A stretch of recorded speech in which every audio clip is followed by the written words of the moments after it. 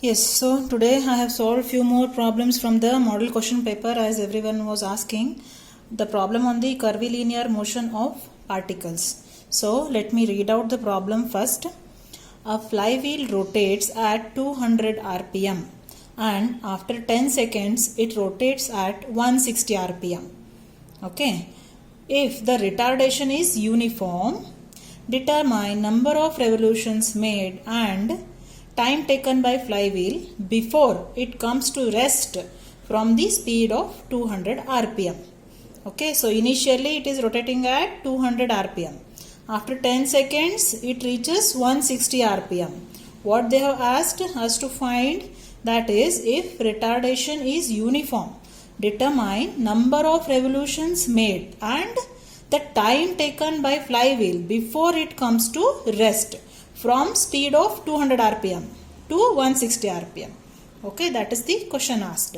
So the initial rotation n0 is 200 rpm and initial angular velocity is 2 pi n0 by 60. So initial rotation n0 equal to 200 rpm, initial angular velocity omega naught equal to 2 pi n0 by 60 is equal to, so 2 pi into n0 is 200 rpm. Substituting here, so 2 pi into 200 divided by 60, we get initial angular velocity 20.94 radians per second. Okay, then final rotation n is equal to 160 rpm. They have given that finally after 10 seconds it rotates at 160 rpm. So n is 160 rpm. So final angular velocity is 2 pi n by 60. So 2 pi into 160 by 60. N is 160. So 16.76 radians per second.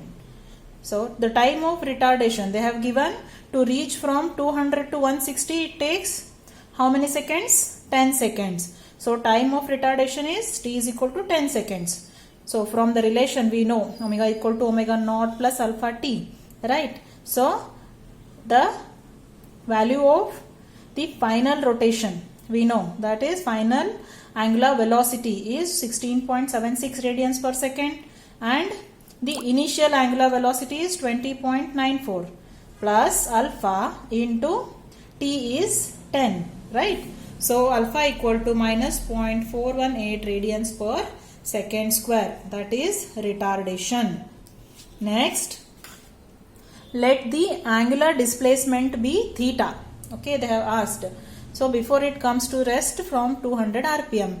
So initial angular velocity is 20.94, then at rest means final is 0, right? So from the relation omega square minus omega naught square is equal to 2 alpha theta. Final it is 0, initial 20.94 is equal to 2 into alpha we have found out, right?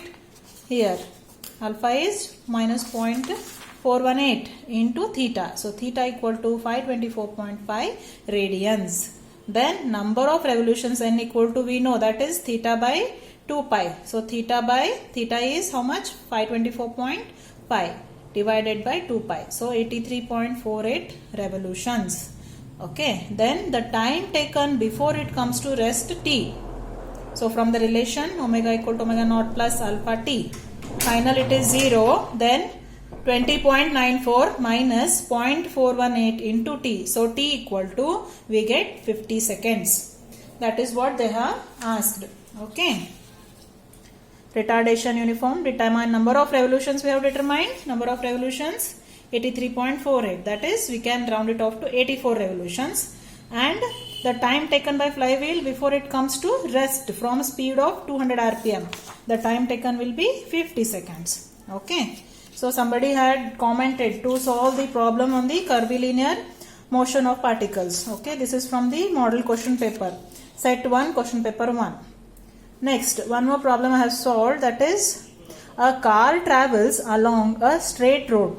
Its distance is given by equation s equal to 2.4 t square minus 0.12 t cube.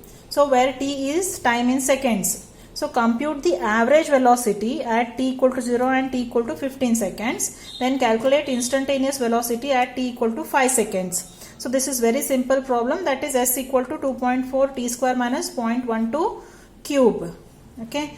What is to be done in every problem? What we do, that is velocity is differentiate this s, okay, with respect to t. So 2.4 into differentiation of t square is 2t minus 0.12 into differentiation of t cube is 3t square. Okay, so 4.8t minus 0.36 t square. Then I have found out the acceleration, that is d square s by dt square. So differentiating this velocity equation, so 4.8 into differentiation of t is, it will not be like 1, that is 4.8 minus 0.36 into t square, differentiation will be 2t. Okay, so 4.8 minus 0.72 t. Please all of you comment below if you have any doubt. So what I have done, first they have asked the velocity average. So what I have done, that is at time t equal to 0, t equal to 15 seconds, I have substituted t equal to 0, t equal to 15. I have got first velocity 0 for t equal to 15 seconds. Substituting t equal to 15, I have got minus 9. So average means what I have done, 0 plus the final, that is t equal to 15 second velocity. So minus 9 by 2, I have done average velocity as minus 4.5 meters per second. Then second, calculate instantaneous velocity of car at t equal to 5 seconds. So the velocity equation what I have got is 4.8t minus 0.36 t square. Substituting t equal to 5, I have got velocity 15 meters per second. Then the acceleration at t equal to 5 seconds, acceleration equation 4.8 minus 0.72 t. Substituting t equal to 5, I have got acceleration 1.2 meter per second square. Next is locate the centroid of the shaded area as shown in the figure. So what I have done is this figure, okay, this section what is given, this it can be taken as this whole one big rectangle. From that, if we subtract this triangle and this quarter circle, then we can find the centroid of this shaded portion, right? Can you understand? From this big rectangle, subtract this triangle and this quarter circle. Then we can get the centroid of this shaded portion. So first I have taken this big rectangle as first area, rectangle 1. Its area is b into d, that is 6 into 3 plus 3, that is 6. They have not given this 3 meter value, right, in the question paper, model question paper. This radius of the quarter circle is given, so this distance will be 3. Here the bottom it is 6 meters, so 6 minus 3 it will be 3, right? So that will be base of this triangle. So area is 6 into 6, 36, right? Then what is x? Is the distance of the centroid of this big rectangle. It will be at b by 2 and d by 2 at center. Okay, so x will be this distance, right? The centroid, distance of the centroid from y-axis. Okay, so that will be how much? 6 by 2. 6 by 2, that is 3 meters. Then what will be this x-axis? That will be y. So it will be how much? Half of this, half of 6, that is 3. So then what we are supposed to do, that is we know to find x bar and y bar, we need summation of, okay, then so a into x, that is area 36 into 3, 108, then a into y, that is 36 into 3, 108. Okay, then deductions from this big rectangle, what are we going to deduct? One is this rectangle, this triangle and this quarter circle. So triangle 2, okay, that is half in, okay. So after finding for triangle 3, that is the area a into x, that is 9 into 1 is 9, then ay, that is 9 into 4, that is 36. Then for this quarter circle, we all know area is pi by 4 into the radius is 3. So pi by 4 into 3 square. So 7.06 meter square. Then what is the distance of its centroid? We know it is here, if it is centroid is here, right? For it is 4r by 3 pi, 4r by 3 pi, right? So the distance x, the distance of centroid from y-axis is this total distance minus 4r by 3 pi.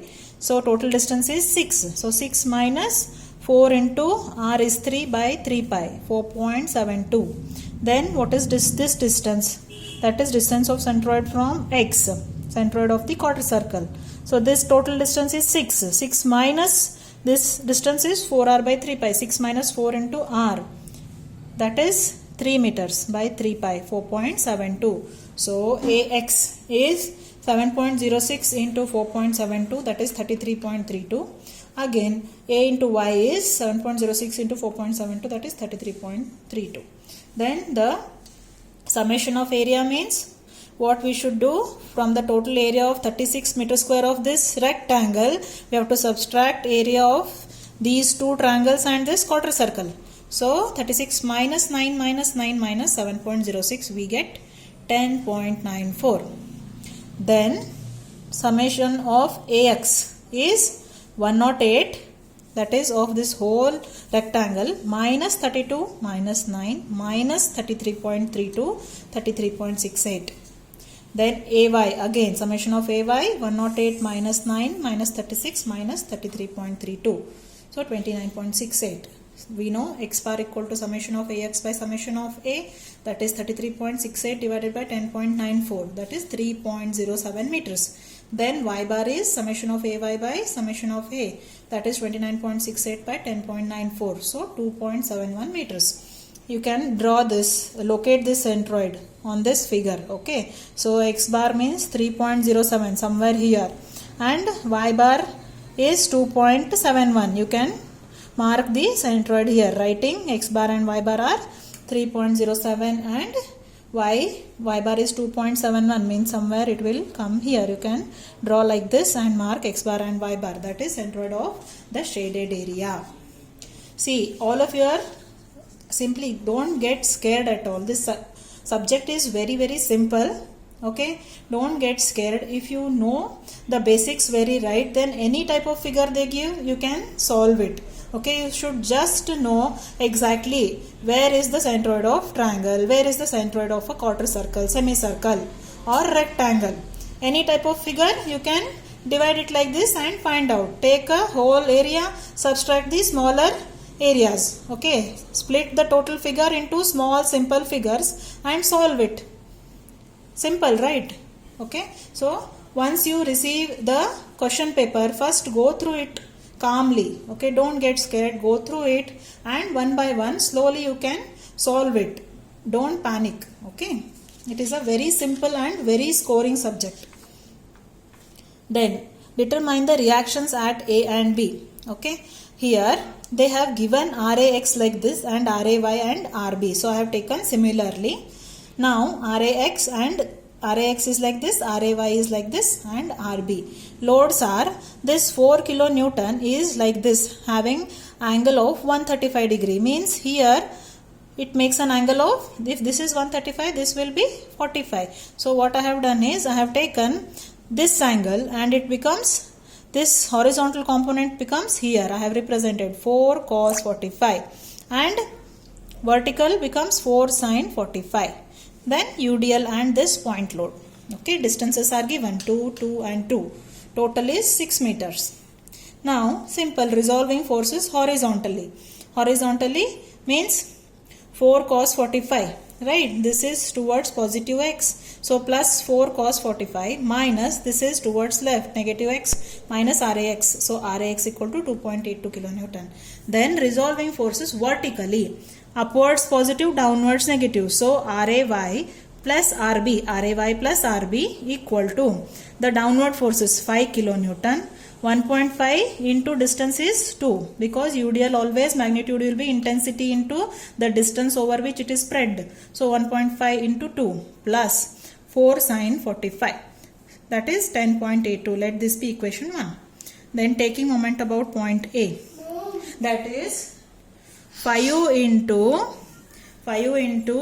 this distance, it is about A, it is 5 into 2, that is clockwise. So taking moment of this point load about point A, it will cause a clockwise moment, right? It will go like this. So 5 into 2, distance is 2, plus this UDL 1.5 into 2 is the magnitude. So 1.5 into 2. It acts at half of its span, half of the span of UDL. Okay. So that is, it will act at 1 meters from here. So 1 plus this distance is 2. So it will be totally 3. 1 plus 2 plus 4 sine 45. It will also cause a clockwise moment. That into distance is 4. Right. Then RB will cause an anti-clockwise moment. So taking on the other side of equation, RB into this distance is 6. So RB equal to, you get 5.05 kilonewton. Substitute here in equation 1, RAY plus 5.05 equal to 10.82. We get RAY equal to 5.77 kilonewton. Okay, somebody has commented how to solve the question paper, how to approach it. Okay, first you read the question paper very carefully and first make sure which all questions you are going to attempt. Okay, then one by one you can go on solving, and while solving you be very careful, solve slowly. While operating the calculator also be slow, operate properly, use all the brackets, everything very carefully. Okay, and you will be knowing everything. If you get scared, then you will not remember and you will make silly mistakes. Okay, so don't get afraid. Solve slowly, definitely you can score well. I wish you all the very best and really good luck. Thank you.